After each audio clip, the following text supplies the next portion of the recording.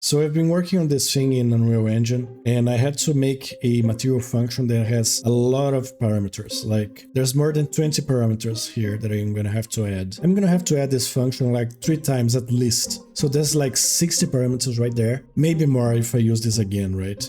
I decided to make a little plugin to deal with this. You guys can get it on Fab or Gumroad for free, and I'll show you guys how it works. So let's say we have this function here, right? So all you have to do is right click, create parameters for function inputs, and then you can add a prefix or a suffix, set a group for them. This one is a checkbox, so if you already have a parameter connected over here, then if you have this checked, it won't create another one. And this one will add this type to the name of your parameter. So for example, let's call this like this.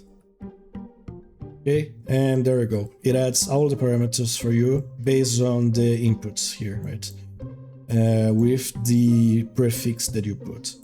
Of course, when you have a function like this that is huge, and you have like 3 of them, you can't have the same names for all of them. So even if I like manually created these, I would have to create them again with different names for the other ones, right? So this is why I created this.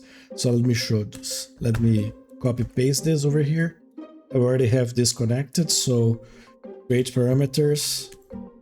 So I'll set my prefix, okay? And there you go, it creates all my parameters over here, except for this one that it was already connected. I can do the same again over here.